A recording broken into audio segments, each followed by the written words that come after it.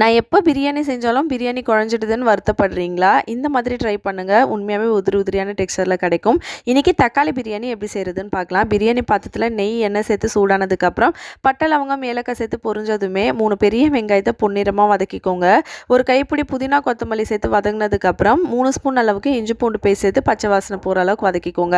6 பெரிய தக்காளி பழம், உப்பு, 1 ஸ்பூன் அளவுக்கு தனி மிளகாய்த்தூள், 1 ஸ்பூன் அளவுக்கு காஷ்மீரி மிளகாய்த்தூள், 4 பச்சை மிளகாவை சேர்த்துட்டு நல்லா வதக்கிக்கோங்க. பச்சை வாசனை போனதுக்கப்புறம் 1/4 கப் அளவுக்கு தயிர் சேர்த்துட்டு நல்லா எண்ணெய் பிரிஞ்சு வந்ததுக்கப்புறம் 1 கப் அளவுக்கு பாஸ்மதி அரிசிக்கு 1/2 கப் அளவுக்கு தண்ணி சேர்த்துக்கோங்க.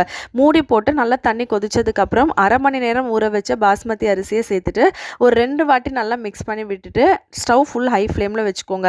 அரிசியும் தண்ணியும் இந்த அளவுக்கு வந்துட்டு ஒன்றா வந்ததுக்கப்புறம் ஸ்டவ் ஃபுல் லோ ஃப்ளேமில் வச்சுட்டு 15 நிமிஷம் தம் பண்ணி ஓப்பன் பண்ணி பாருங்கள். உதிரியான டெக்ஸ்சரில் தக்காளி பிரியாணி சூப்பராக ரெடி ஆகிடும். ட்ரை பண்ணிவிட்டு கமெண்ட் பண்ணுங்கள். தேங்க்யூ.